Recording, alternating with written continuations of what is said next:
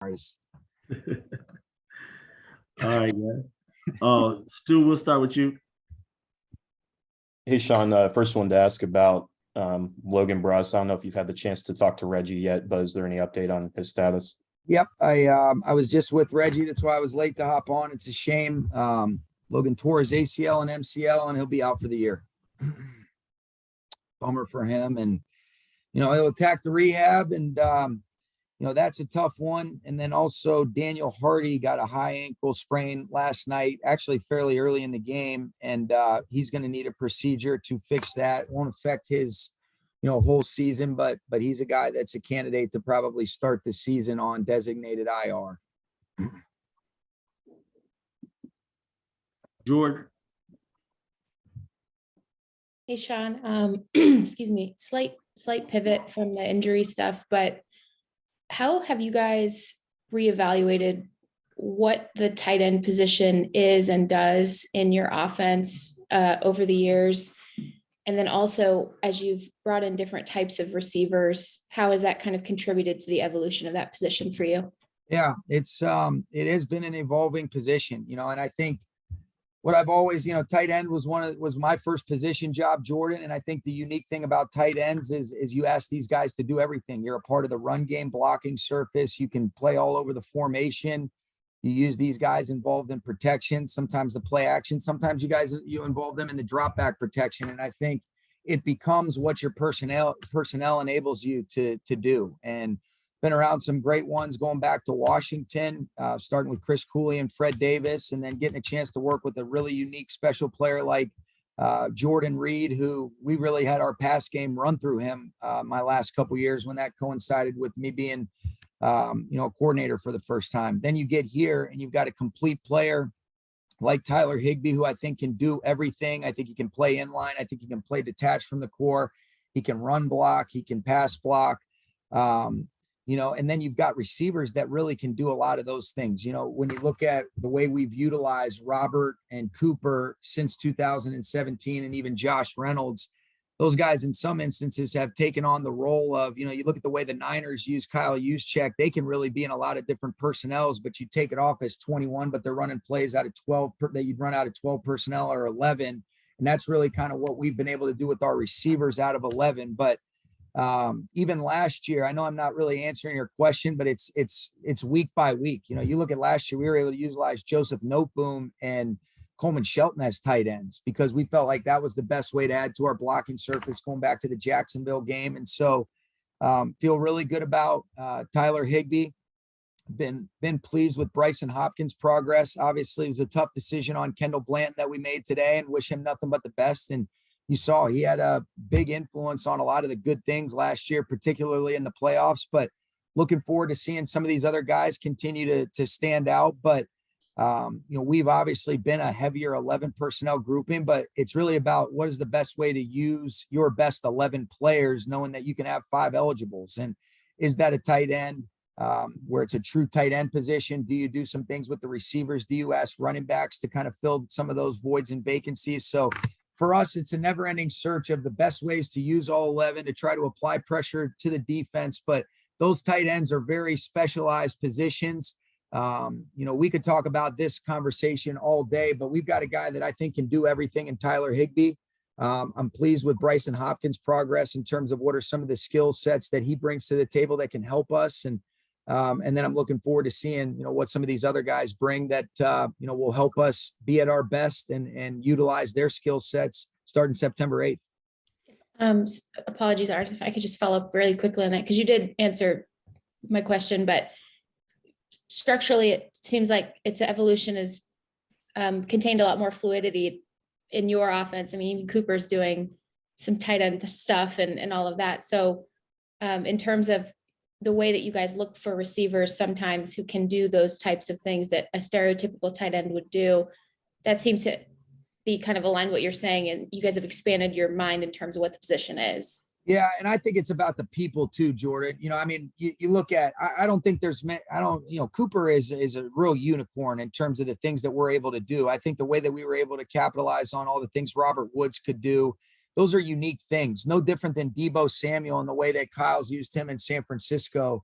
you could have a lot of ideas of, okay, we're going to use a player like they use Debo, but it's not Debo, and that's what Cooper is so unique about, is that he understands leverages. He's passionate about being a part of the blocking surface while also doing incredible things as a receiver from all over the formation. And so I think what good coaches do, and I'm always trying to improve, and we're always trying to improve as a coaching staff, is you have an open mindset and mentality to the best way of maximizing your players, putting them in those positions, and then ultimately trying to apply pressure to the defense or vice versa. I think you look at Raheem's done that with a lot of our players, last year, and then we'll see how that unfolds this year. But Cooper is a unique guy, but I think what you do want to have from that receiver room, Jordan, is a selfless approach, which Eric Yarber does a phenomenal job implementing, where guys compete with the ball, they compete without the ball. And just based on the structure of the way that our game is set up, that receiver position can be challenging because you could do a great job, but it is relying on offensive linemen being able to block, and then the quarterback deliver the throw or work through the progressions and the timing and rhythm and getting the ball where the coverage dictates. And so those guys that are selfless are so special. And I think that's a credit to Eric Yarber, to the leadership we have in that room. And that's why you love Allen Robinson, because he's one of those rare players that can play all over the formation.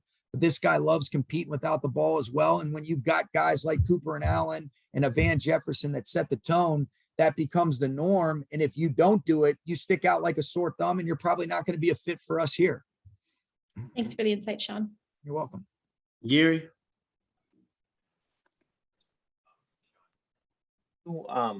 Expand a little bit about what the loss of Bruss means in terms of what you guys were planning and were hoping to do with the offensive line? Yeah, well, number one, it's a real shame for a kid that's worked really hard and puts a lot into this game. I think that's the one thing that the first thing, sometimes we have an inclination is, okay, well, how does this affect the football team? But how does it affect the person? And you want to keep being more empathetic and more understanding. And this is a guy that loves football. We obviously drafted him with confidence that he can be a guy that could potentially contribute for us this year. Unfortunately, now, as a result of what's occurred, that won't be the case, but put your arm around him. You help him attack the rehab the right way. And I trust that he's going to do everything in his power to come back better next year than he was this year. And so what that means is guys are forced to be able to step up. But I've been really pleased, Gary, with the ascension of, Coleman Shelton showing what kind of player he is, where he can really play any of those three interior spots. He's really played well at the right guard spot. Brian Allen and, another year at that starting center spot. David Edwards continuing to progress and grow as a left guard. Watching Joe Noteboom continue to thrive as a left tackle, and Rob Havenstein lead the way, where he's played really good ball. But on a positive, I've seen incredible strides from Tremaine Ankrum. He's been outstanding in the preseason. I think he's really done an outstanding job in these first two preseason games of showing that he absolutely belongs, and he's a guy that could play and be ready to go if need be. And then the same thing with AJ Jackson. I think, like I mentioned to you guys yesterday, those guys have stood out. And then, oh, by the way, you've got a guy in Bobby Evans that has started at guard. He started at tackle in meaningful games that we've won over the last couple of years. And then you got some young, intriguing prospects and guys that have been here. And so it's an unfortunate thing for Logan, Gary, but guys have to be able to step up. And that's the unfortunate part about this business and this game, is that injuries do occur. And let's go ahead and respond the right way with the way we attack our rehab. And let's make sure that we're doing a good job as a coaching staff, which Kevin Carberry and Nick Jones have been outstanding, developing the depth of that line. And I hate it for Logan, but I am encouraged and very excited and optimistic about what we can be up front this year. And then it was part of the decision, or I guess a factor in some of the decision regarding Kendall Blanton, the desire to keep, or maybe the necessity of keeping more wide receivers and possibly opening, a way to the roster for guys like Lance McCutcheon? No, that was a total separate thing. Really it was, I love Kendall and I'm very appreciative of the time that we had together, but it was based on the evaluation of kind of just, what we've seen. And it was a football decision as it relates to the tight ends. Didn't have anything to do with the wide receiver or any other spot like that. Thank you. You're welcome. Gilbert? Hey, Sean, more on Lance. He made Gilberto. got it. Go ahead. Sorry. No, you're good.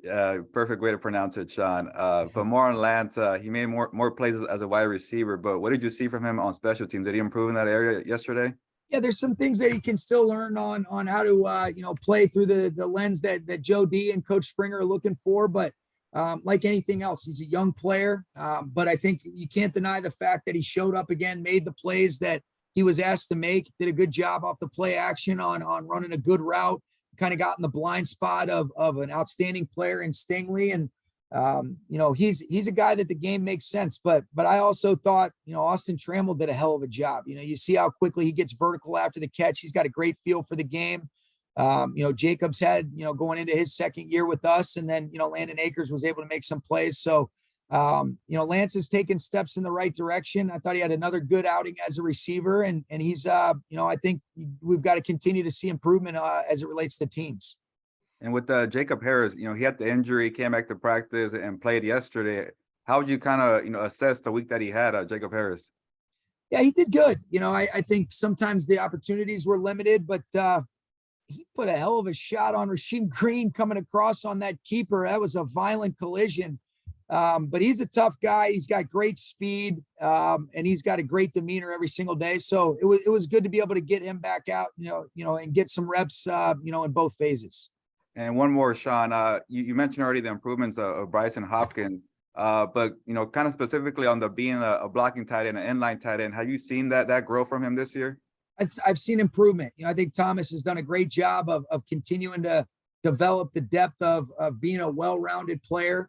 I think he is, he's got a unique skill set where he's got the ability to really contribute in the pass game, and he's got enough toughness to absolutely compete as an inline player. There's for sure been steps in the right direction as it relates to that. But those are things that are always ever evolving, and you never let complacency set in.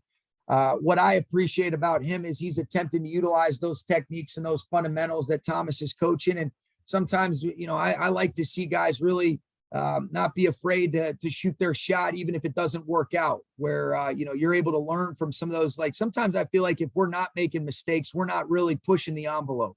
And whether that be with players or coaches, and that's what I've liked about what Bryson's done. And so to answer your question, there's definitely been good progress, but I was really pleased with Bryson yesterday.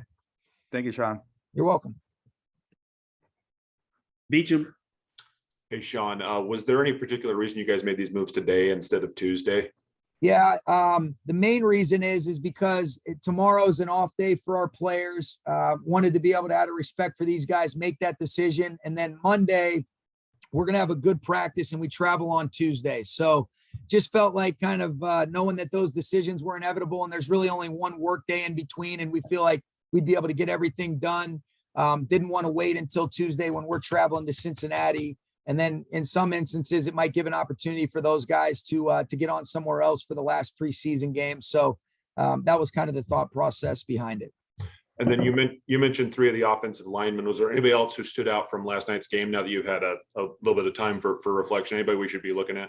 Yeah, I think you can't deny that just been really pleased with Jeremiah Colonna, his toughness that he's played at inside. I think AJ Akiri's making steps in the right direction. And I thought Chandler Brewer showed improvement from last week to this week. And he's a guy that's been with us, obviously missed the COVID year, opting out there. But those are 3 guys that outside of the ones that I had mentioned that kind of stood out. And we'll wrap up with you, Gary. Sean, just wanted to circle back and see if you had any other impressions if you had a chance to watch film of Wolford and Perkins last night, and where I thought it was kind of just like what we had mentioned. I think there's a lot of layers going back to last night. I was pleased with both of those guys. I thought there were some tough spots that John was able to just get out of the down where, hey, that was the only option. That was a good play. Definitely had some good early down consistency. And then, there were some instances where there just wasn't a lot that he could really do. And then I thought Bryce, injected a real positive life. He can make a lot of plays. Guys did a great job around him, and he made his plays, where it's kind of off schedule, if you will. But then he made a lot of good plays, kind of standing in the pocket, reading and recognizing coverage. And, so it was kind of a lot of the same. And we look at it as we've got 2 guys behind Matthew that we feel good about. And that's a positive thing for us, Gary. Thank you. You're welcome. Let's go. All right. Sorry for making you guys wait. I apologize for that. Good. Thanks, Artis. Yep.